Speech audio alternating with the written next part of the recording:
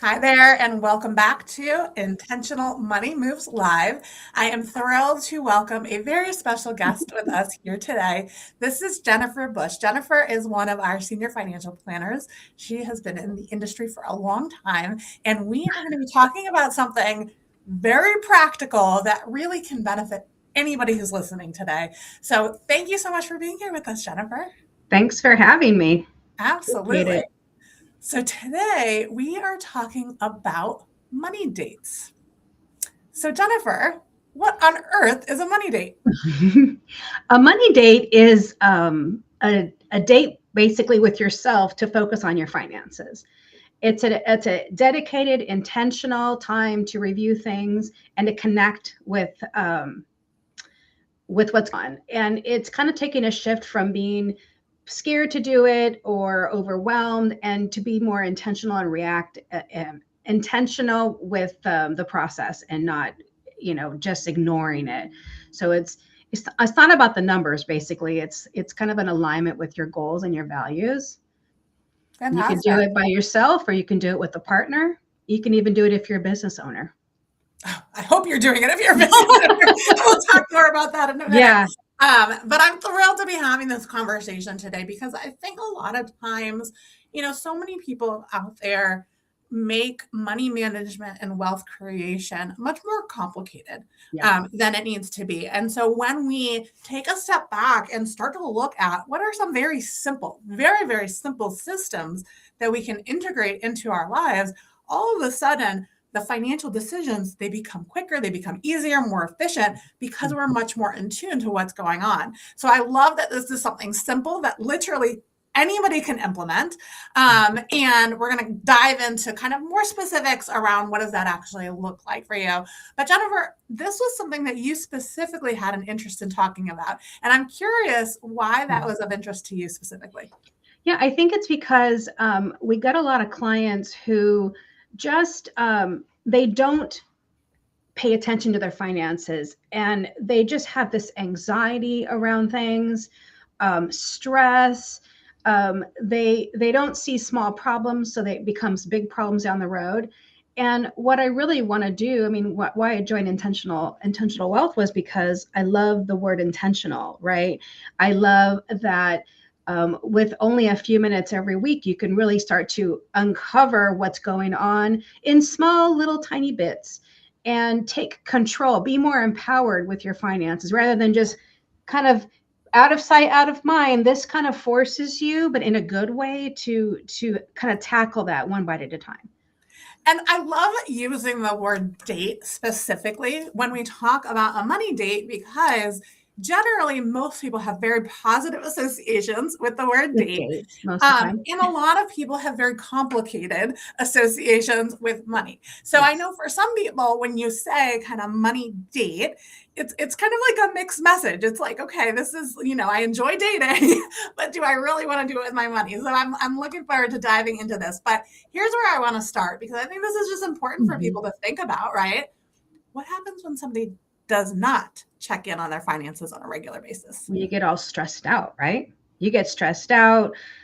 You have anxiety. Maybe your credit score goes down because you didn't pay a bill on time. A lot of stuff. You get late fees. You don't pay attention to subscriptions when you signed up for this thing last year and you forgot to cancel it. You're wasting money. You're really wasting money, and you're kind of compounding the problem by not paying attention to it. That's right, right? We can compound positive things, but we can also compound challenges, Yeah, right? exactly. And so completely ignoring it and not paying attention can create some very difficult challenges. There's no Yeah, question about it. How do exactly. you recommend somebody kind of get started? How often do people do this? What does that look like, Jennifer? So what I say to start with is to think about what you want to bring fun into this. You don't want to just have crazy, oh my God, I'm going to deal with this. Put on some music you love. Light a candle. If you love going out to coffee, go out to coffee, get a coffee, bring it home, whatever. If you're doing it with your spouse, do something fun before or after it. So you want to set the stage first. Set the stage to have a somewhat nice experience, right? While you're dealing with something you may not be comfortable with. And the next thing to do would be maybe to start off small, maybe 15 minutes the first time, and start by maybe just checking your account balances, and that's it. Put it away. We can kind of go anywhere with this conversation, but what I recommend is just to start. Ultimately, you kind of want to set a schedule that's like maybe every Sunday morning. This is what I'm going to do for an hour every Sunday. Or there are certain things you want to do weekly. There's certain things you can do monthly. We can go into more detail about that. I don't want to overwhelm people with the question. Yeah, absolutely. And I was thinking about it. I had these organizers come to help me organize my house this past year. And I am a person who struggles with physical mail. I will just be honest with it. I get overwhelmed with physical mail. And then we started getting, when my mom got sick, we started getting her mail. And then, we're still getting her mail since she passed away. And it's just, there's so much mail, I swear.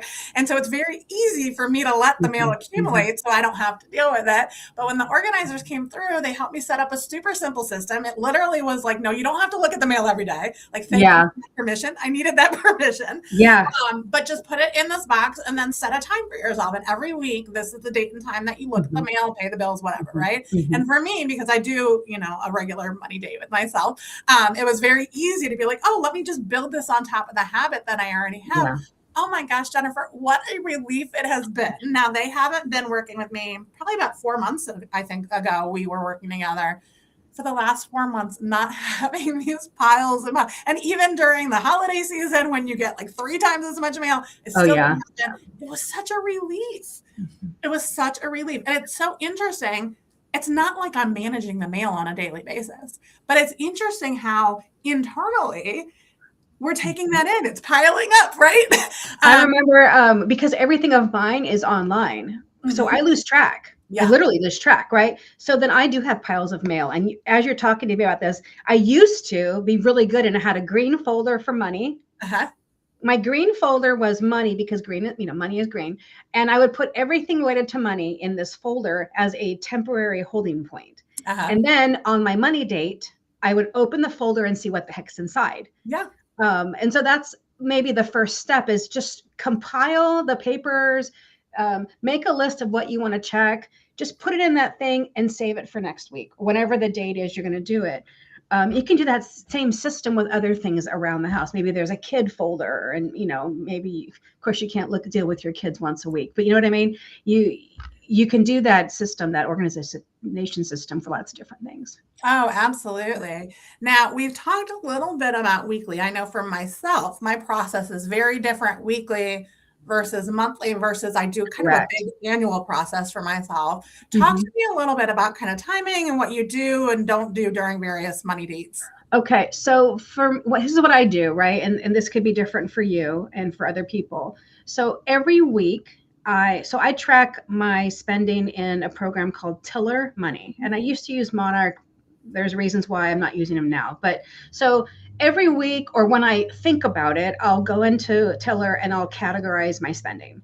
I do have some automatic categorizations happening, but that I make sure that everything flows in. So I'm just kind of being aware of what's come in, what's gone out. It's kind of like a peace of mind thing, I think. Yeah. Because other times of the month I'm checking my bank balances, I don't check them that day. I might check to see, it depends on what week it is. If it's the week that I have to pay my credit card bills, then I'll schedule those for payment. If it's the end of the month week, then I will look at my balance and go, ooh, I saved money this month. I'm going to put that into my savings. So I transfer the money to savings then. If you have this concept of the Joy Fund, I've been trying that on. I've set up a budget, but I'm not spending it. So I think my weekly check-ins also, I'm seeing where am I at a budget? So I have a budget and then what I've spent. And it's just reminding me, like I hear you in the back of my mind every time I do this. You have your Joy Fund. Why aren't you spending it? You have permission to spend it. And so I'm kind of banking those dollars because maybe I won't do the coffee dates with myself, maybe I'll save it for a massage and Yeah. I'll spend it all at once. But that's just kind of to be aware of. So whatever it is you want to be aware of, maybe you're paying down debt and you want to see it going down over time. So that's kind of what I do on a weekly basis. On a monthly basis, like I said, I pay my bills, transfer the savings. I pay off my credit cards every month, but if I didn't, I would be looking at my debt to see how it's going down. And then I also look at, since everything is automated for me, I just want to make sure that when the credit card is due, the transfer is scheduled. And so I make a note of that. I want to stop you really quick there, Jennifer, because I've noticed with a lot of folks that this automation, while absolutely positive, can trip people up a little bit. And so I appreciate the fact that you're acknowledging, yes, you have the automation set up, but you're still proactively I have making to. sure the timing works out, right? I mean, I'll confess a really embarrassing thing as a financial planner with almost 20 years of experience. Last month, or is it January? Life has changed the last few months. I got a new job, just things have shifted. And I was really diligent about making sure all my credit cards were, I had some travel, all my credit cards were like lined up and ready to go. But I made a mistake. And the month before that, transferred a whole chunk of money to savings. And I hadn't realized I did that. And so my credit cards got paid on time, but guess what? I overdrew my account. I was so embarrassed. I'm like, oh my God, so I had to like hurry up and get the money back. The money was just sitting there in a different bank. It was at my savings account. And I was like, oh shoot. So now I don't do that anymore. Now I keep enough for the month in my checking. And it's so good. I'm happy with that. But I mean, even people like me make mistakes. And so it's really important to just, have a list of what you're going to be checking off. I'm going to check my spending. I'm going to check this. And that way you don't make the stupid mistakes that I did. Well, right? I'll tell you, I'll share one too. So you were open and honest. It's so silly that we even have it set up this way, but we have a subscription. I can't even remember which subscription it is. It's something like $10 a month that hits a credit card that we don't use. And so I didn't pay it because this actually went on for a couple months before I realized. And so now and this is so silly, instead of changing the card that it goes to, I just set it up to auto pay because we don't use that card anyway. And I'm like, well, it'll be like $10. I'm just kind of taken care of. But it's such a silly thing. So we all do the silly things, right? Well, and it's good that you're using that card you never use, because if you don't use it, you will get a letter in the mail saying we're going to close this card unless you use it by this date. And that's happened to me. And usually I don't care. Like I might have had a balance transfer and I paid it off and I don't care. Close it. Yeah. It saves work on my part. But if you want to keep something open, you really should be using it. And that's a really good point. Look at that. I'm getting good tips from my financial planner. But that's a really good point, because that is a card that I've actually had for a really long time. Oh yeah, it's great to keep that. Close. Yeah. It's a really good you want to keep that in your repertoire. All right. So let's get back to talking about money date. About how long should a money date last? I would say initially just do 15 minutes, 20 minutes, 30 minutes maximum. Just you want to get in a routine. So you want to do these things, but you also don't want to overwhelm yourself. So if you do it too long, it's going to be overwhelming. You're not going to do it again. So you kind of want to. There's a book called what's his name? I wrote it down. I read this book, Habit Stacking. Here it goes. Are you thinking of the Atomic Habit? James Clear. Yeah, it's all about habit stacking. So what you want to do initially is have a positive experience. You want to create a habit. So maybe it's once a week for 20 minutes. And then after a few weeks, you feel comfortable. You're not freaking out anymore. Maybe you do 30 minutes. But you don't have, like my weekly check-ins are 10 minutes. Yeah. But the monthly one that I have to actually pay my bills takes about an hour, because I want to be, well, maybe not that long, maybe half hour, but I'm doing my categorization and I'm looking at my savings and I'm looking at, my goals. And so that one takes longer, maybe an hour for that one. Quarterly, I check in with my goals. Like maybe I'll check in with myself at the end of March. Did you spend your joy fund? Okay, schedule a massage, right? I might look at my investments, which is my 401ks. I might look at that quarterly, but usually that's once a year. I really don't pay attention much once a year. And then every year it takes longer, right? I might have a couple of phases where I'm looking at what happened last year. Was I on target for things? Was I not on target? Of course, you got to do your taxes. That's a whole other money date for myself. And that could take a couple of hours to kind of, the critical thing here is anything you're doing for taxes, keep a folder, right?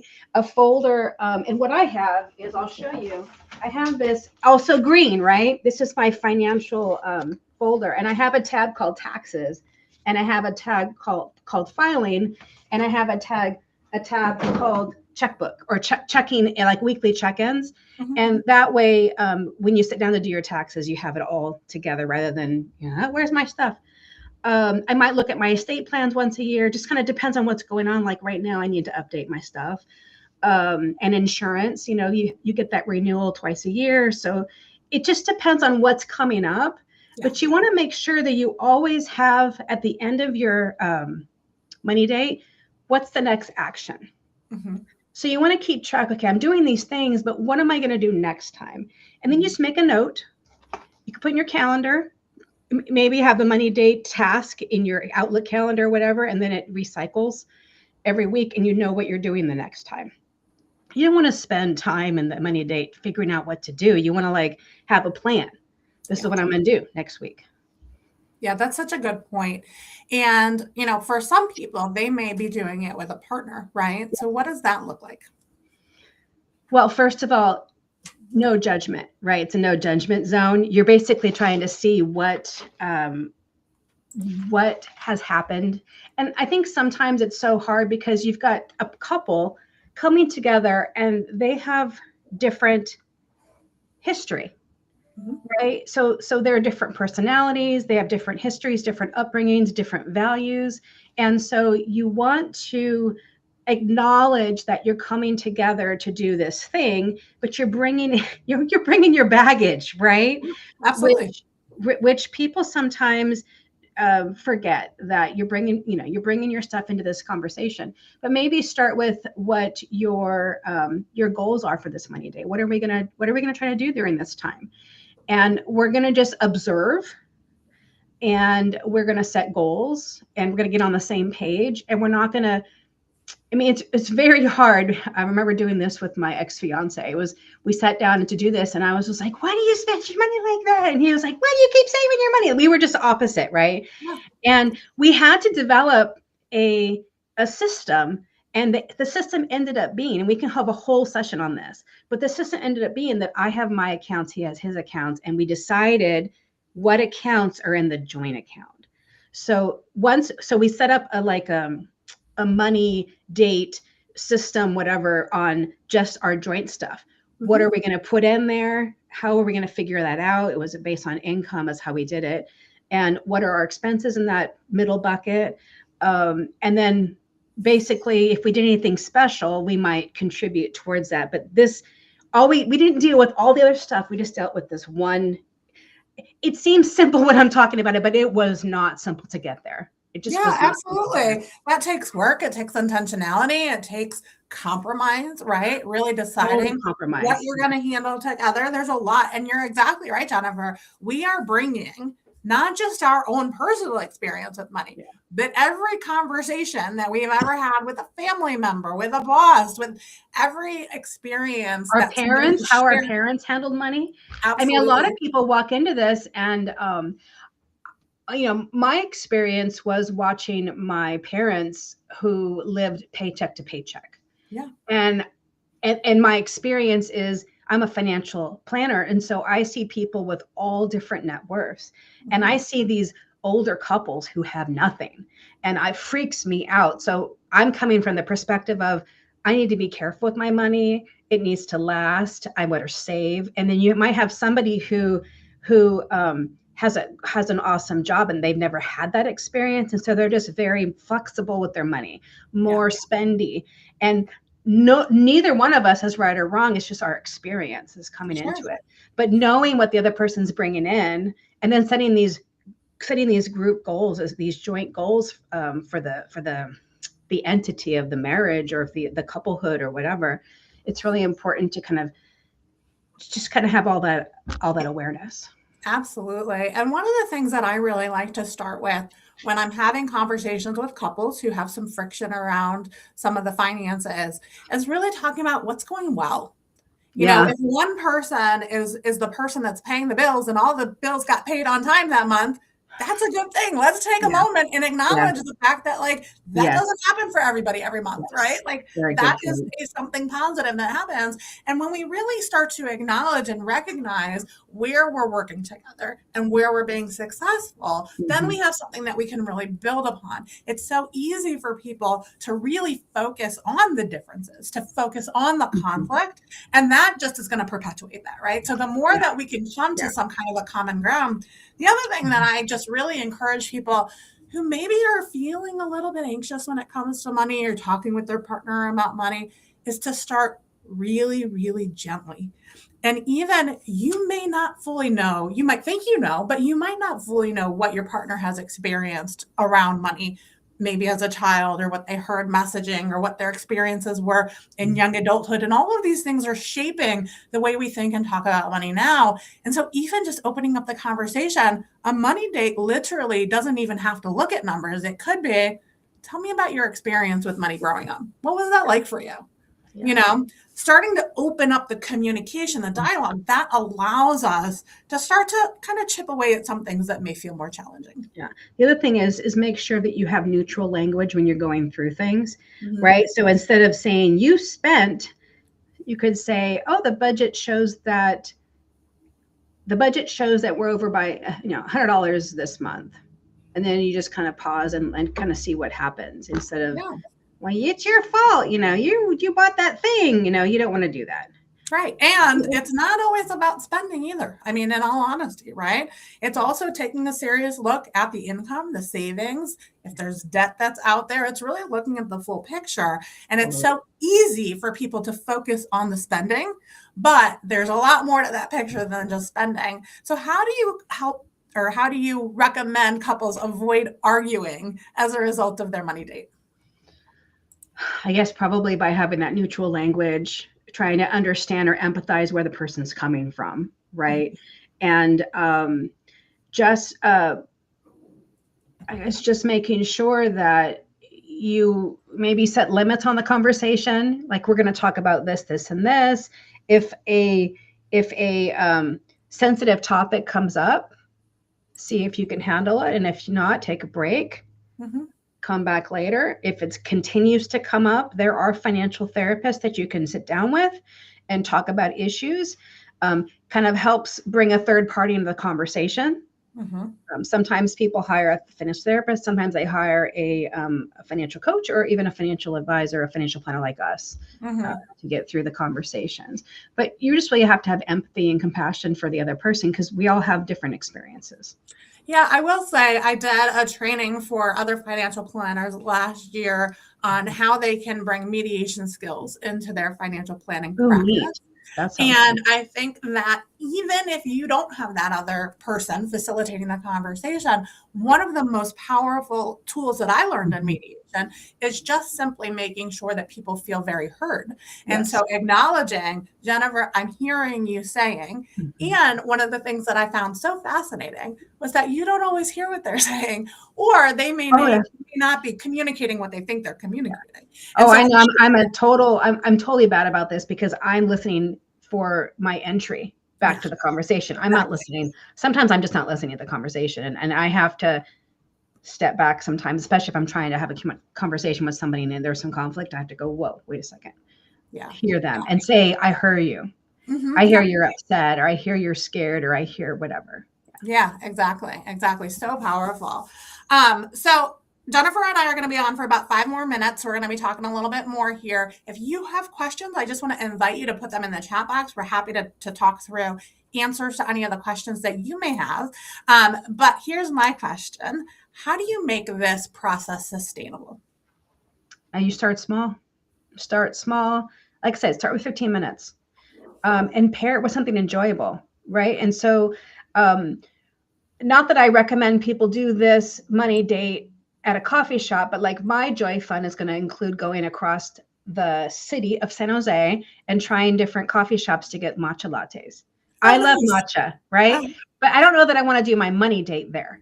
But yeah. this is an example. Sometimes I make them at home and then I can sit down and do something enjoyable. Put on some music, make it more comfortable. Whatever your comfort thing. Some people like, I can see my sister doing this, lighting a candle. Mm-hmm. Some women like to do that. Light a candle. It just kind of brings more, whatever it is. Mojo. Yeah, when I'm like working and I'm focused, and actually when I do my annual, because my annual review takes me a while because I'm kind of working through my budget and my goals for the year. But otherwise, I personally do mine on the sofa in the family room with the fireplace on, with really nice music that just helps me to focus, like just that kind of concentration music or whatever. But I don't have any kind of aversion to thinking about or talking about money. Good thing, because I'd be in the wrong profession if I did. Yeah. But even for myself, I want to make it an enjoyable process, right? So why should I be in an uncomfortable space, sitting at a desk, So yeah. absolutely. And make sure you have like the same time, the same day each week. That will help to build the habit. Mm-hmm. Track the wins, celebrate your progress. Yes. It's not perfection.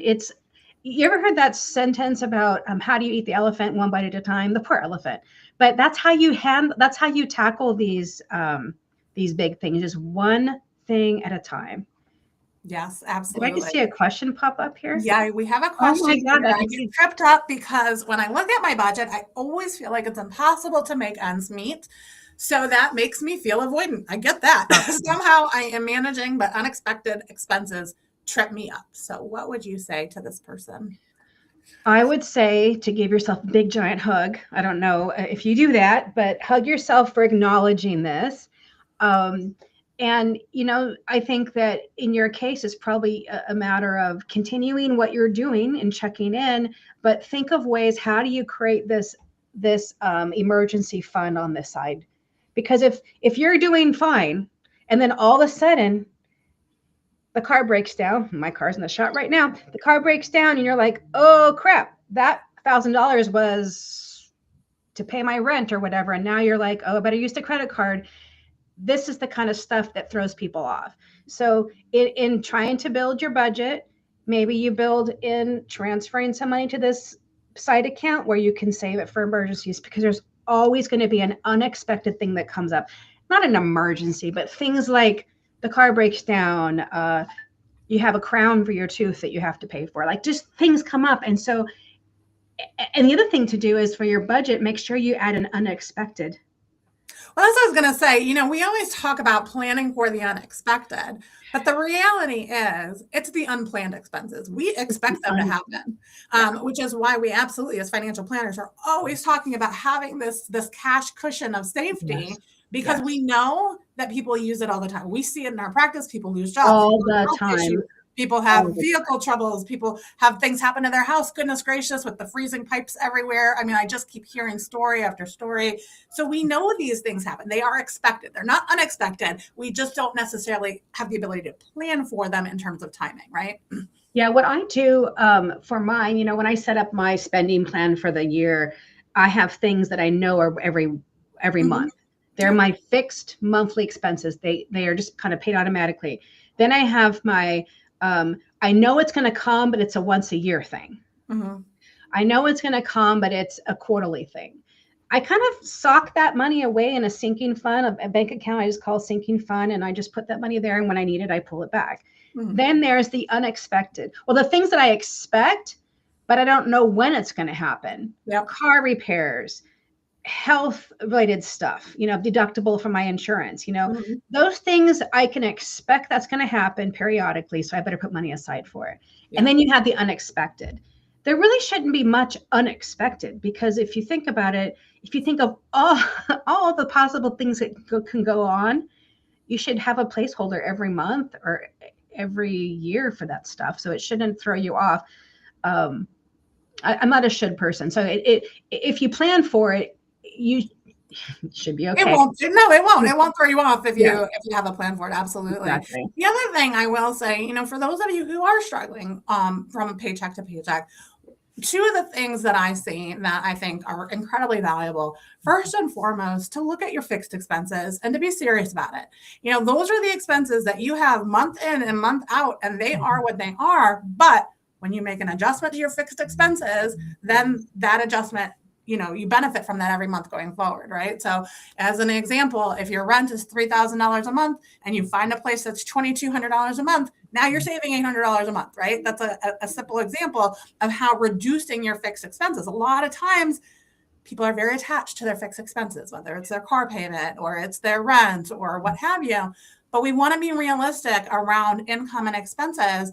And if income is not sufficient to really support the level of fixed expenses, then you absolutely will always have a hard time because you've already committed so much money every month that there just isn't a lot left at the end, right? And so that's one piece of it. But the other piece that I wish more people would look at is increasing your income and being really intentional about that. It might not be an overnight fix, but I really want people to feel empowered that they are in control of their income and they can take the steps they need to take in order to be able to increase their income. So it's definitely two sides of that coin, and we want to look at both of those. Absolutely.